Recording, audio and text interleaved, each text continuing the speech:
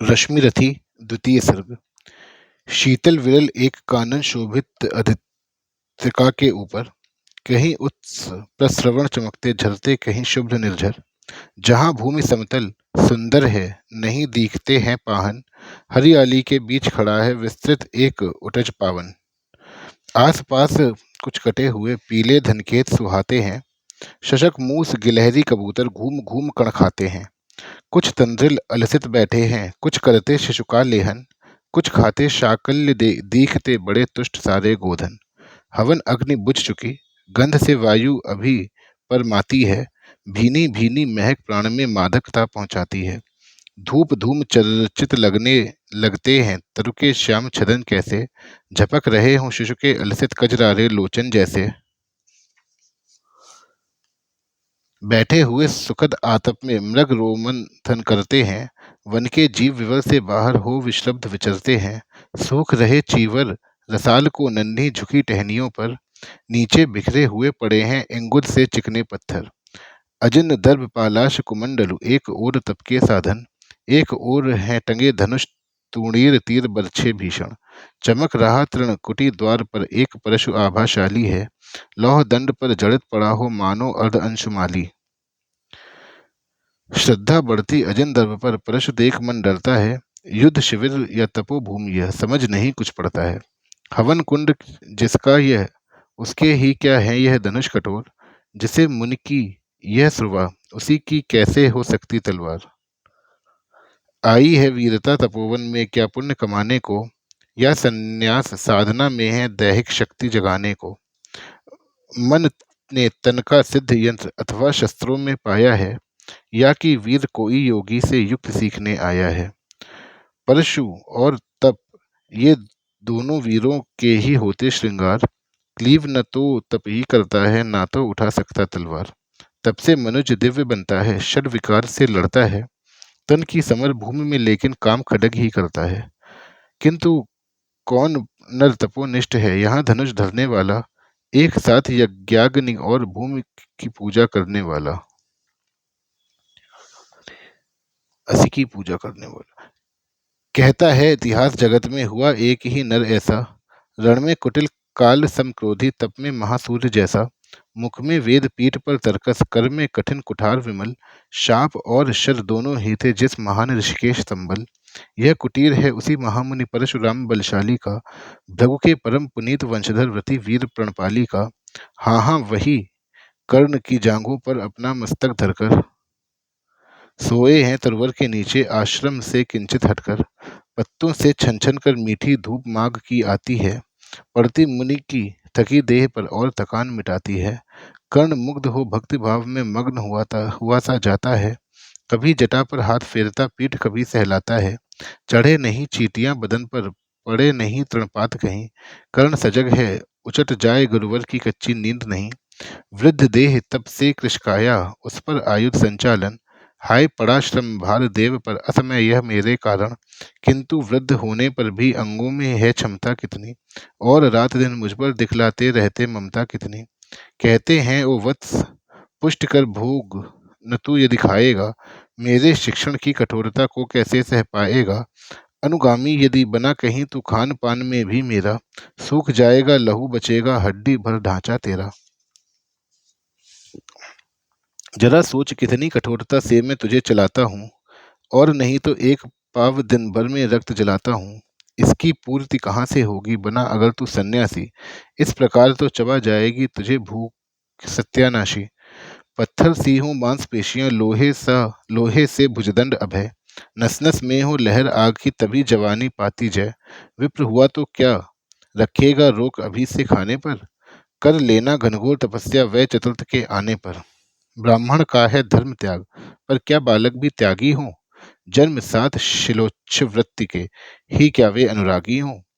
क्या विचित्र रचना समाज की, गिरा ज्ञान ब्राह्मण घर में, मोती बरसा वैश्य वेश में, पड़ा खड्ग क्षत्रिय कर में।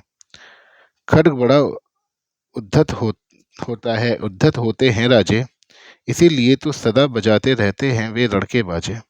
और करे ज्ञानी ब्राह्मण क्या, अस विहीन मन डरता है, राजा देता मान भूप का वह भी आदर करता है। सुनता कौन यहाँ ब्राह्मण की, करते सब अपने मन की। डुबो रही शोणित में भूपों की लिप्सा रण की। और रण भी किस लिए, नहीं जगत से दुख दैन्य भगाने को, पर शोषक पथ भ्रांत मनुज को नहीं धर्म पर लाने को। रण केवल इसलिए कि राजे और सुखी हों, मानी हों, और प्रजाएं मिले उन्हें, वे और अधिक अभिमानी हों। रण केवल इसलिए कि वे कल्पित अभाव से छूट सकें, बढ़े राज्य की सीमा जिससे अधिक जनों को लूट सकें। रण केवल इसलिए कि सत्ता बढ़े, नहीं पत्ता डोले, भूपों के विपरीत न कोई कहीं कभी कुछ भी बोले। ज्यों ज्यों मिलती विजय अहम नरपति का बढ़ता जाता है, और जोर से वह समाज से सिर पर चढ़ता जाता है। अब तो है यह दशा कि जो कुछ है वह राजा का बल है। ब्राह्मण खड़ा सामने केवल लिए शंख गंगा जल है। कहाँ तेज ब्राह्मण में अविवेकी राजा को रोक सके, धरे कुपथ पर जब ही पांव वह तत्क्षण उसको टोक सके। और कहे भी तो ब्राह्मण की बात कौन सुन पाता है। यहाँ रोज राजा ब्राह्मण को अपमानित करवाता है। चलती नहीं यहाँ पंडित की, चलती नहीं तपस्वी की। जय पुकारती प्रजा रात दिन, जय राजा जय यशस्वी की। सिर था जो सारे समाज का वही अनादर पाता है, जो भी खिलता फूल भुजा के ऊपर चढ़ता जाता है। चारों ओर लोभ की ज्वाला, चारों ओर भोग की जय, पाप भार से दबी धसी जा रही धरा पल पल निश्चय। जब तक भोगी भूप प्रजाओं के नेता कहलाएंगे, ज्ञान त्याग तप नहीं श्रेष्ठता का जब तक पद पाएंगे। अशन वसन से हीन दीनता में जीवन धरने वाले, सह कर भी अपमान मनुष्यता की चिंता करने वाले।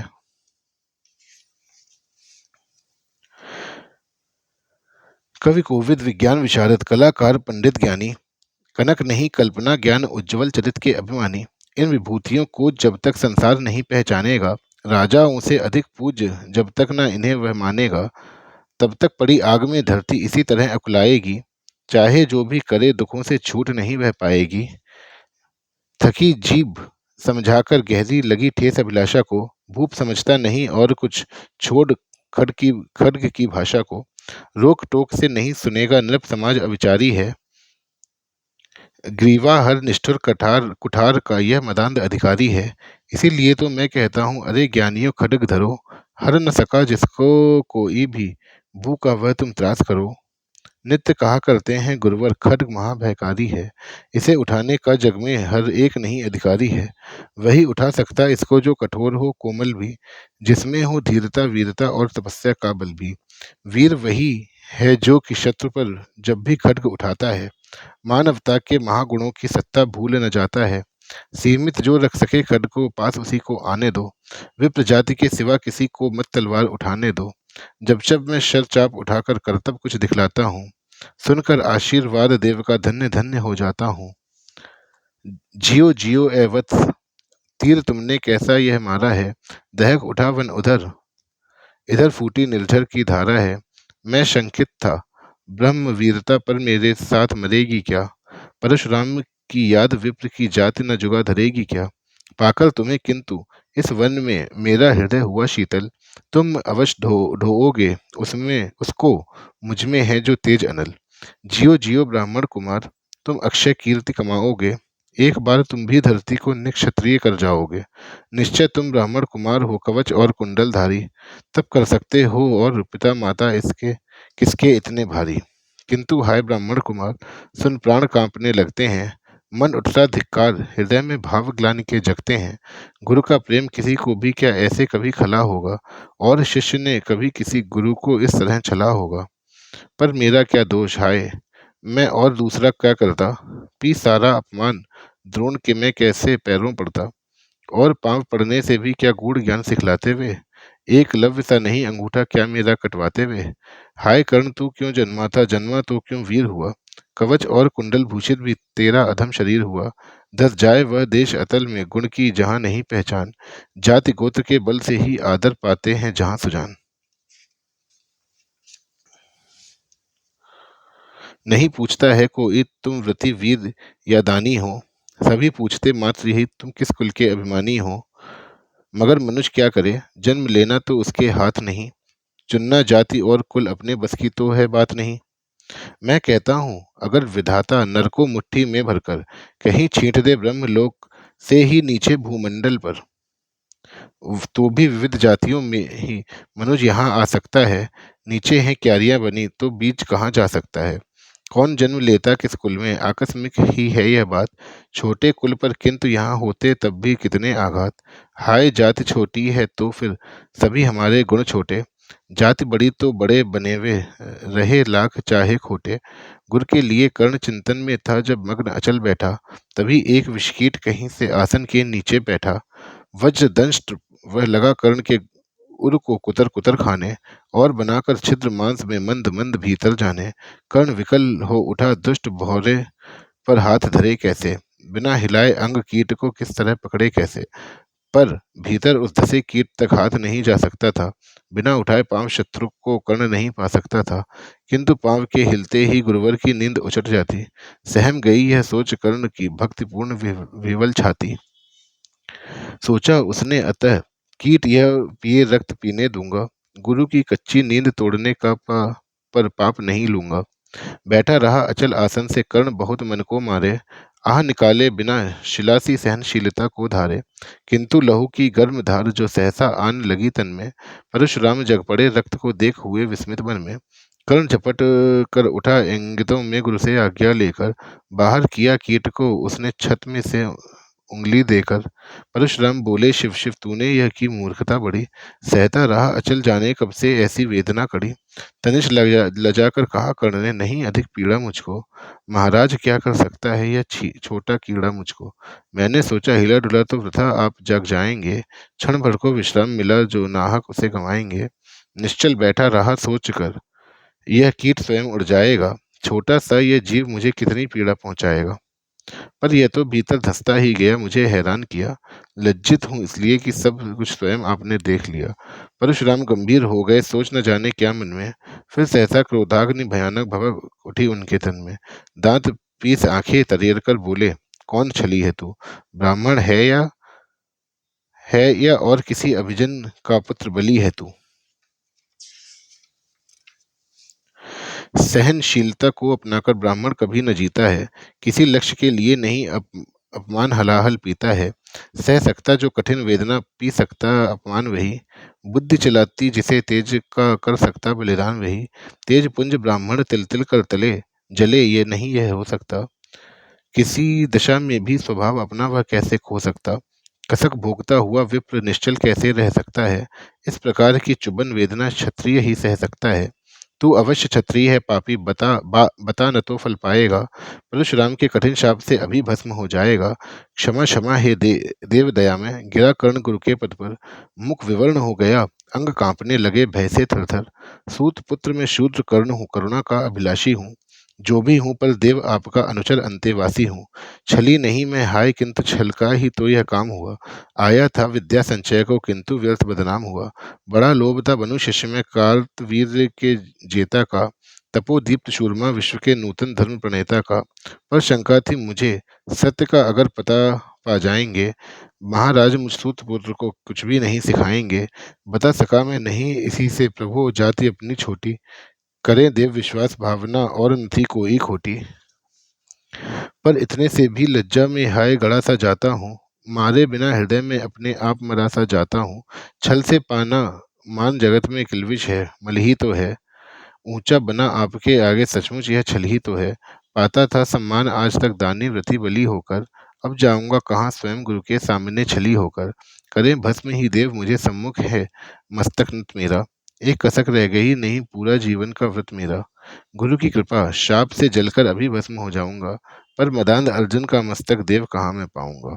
यह तृष्णा यह विजय कामना मुझे छोड़ क्या पाएगी। प्रभु अतृप्त वासना मरे पर भी मुझको भरमाएगी। दुर्योधन की हार देवता कैसे सहन करूंगा मैं। अभय देख अर्जुन को, मरकर भी तो रोज मरूंगा मैं। परशुराम का शिष्य कर्ण पर जीवन दान न मांगेगा। बड़ी शांति के साथ चरण को पकड़ प्राण निज त्यागेगा। प्रस्तुत हूँ दे शाप, किंतु अंतिम सुख तो यह पाने दे। इन्हीं पाद पद्मों के ऊपर मुझको प्राण गंवाने दे। लिपट गया गुरु के चरणों से विकल कर्ण इतना कहकर। दो कणिकाएं गिरी अश्रु की, गुरु की आंखों में बहकर बोले, हाय कर्ण, तू ही प्रतिभट अर्जुन का नामी है, निश्छल सखा धार्तराष्ट्रों का, विश्व विजय का कामी है। अब समझा किस लिए रात दिन तू वैसा श्रम करता था, मेरे शब्द शब्द को मन में क्यों सीपी सा धरता था। देखे अगणित शिष्य द्रोण को भी कर्तव्य कुछ सिख लाया, पर तुझसा जिज्ञासु आज तक कभी नहीं मैंने पाया। तूने जीत लिया था मुझको निज पवित्रता के बल से, क्या था पता लूटने आया कोई मुझको छल से। किसी और पर नहीं किया वैसा स्नेह में करता था, सोने पर भी धनुर्वेद का ज्ञान कान में भरता था। नहीं किया कार्पण्य, दिया जो कुछ था मेरे पास रतन, तुझमें निज को सौंप शांत हो, अभी अभी प्रमुदित था मन।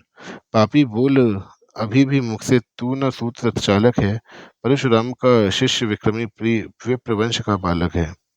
सूत वंश में मिला सूर्य सा कैसे तेज प्रबल तुझको, किसने लाकर दिए कहाँ से कवच और कुंडल तुझको। सूत सा रखा जिसे, उसको कैसे कठोर हो मारूं मैं, जलते हुए क्रोध की ज्वाला लेकिन कहाँ उतारूं मैं। पद पर बोला कर्ण, दिया था जिसको आंखों का पानी, करना होगा ग्रहण उसी को, अनल आज है गुरु ज्ञानी। वर्षा ये अनल आंख से सिर पर उसे संभालूंगा, दंड भोग जलकर मुनि सत्तम छल का पाप छुड़ा लूंगा।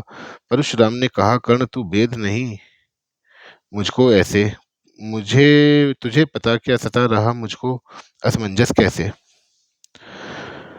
पर तूने छल किया दंड उसका अवश्य ही पाएगा, परशुराम का क्रोध भयानक निष्फल कभी न जाएगा। माना लिया था पुत्र इसी से प्राण दान तो देता हूँ, पर अपनी विद्या का अंतिम चरम तेज हर लेता हूँ। सिख लाया ब्रह्मास्त्र तुझे जो काम नहीं वह आएगा, है यह मेरा शाप समय पर उसे भूल तू जाएगा। कर्ण विकल हो खड़ा हुआ, हाय किया यह क्या गुरुवर, दिया शाप अत्यंत निदारुण, लिया नहीं जीवन क्यों हर। वर्षों की साधना साथ ही प्राण नहीं क्यों लेते हैं, अब किस के लिए मुझे धरती पर जीने देते हैं।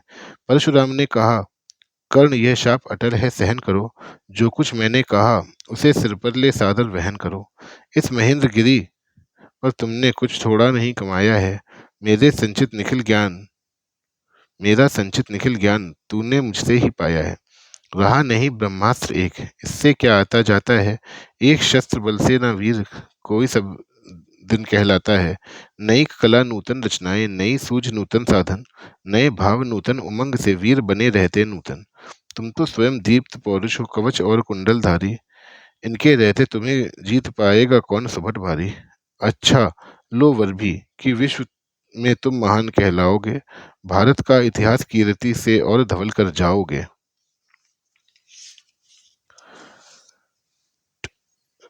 अब जाओ लो विदा वत्स, कुछ कड़ा करो अपने मन को, रहने देते नहीं यहाँ पर हम अभिशप्त किसी जन को।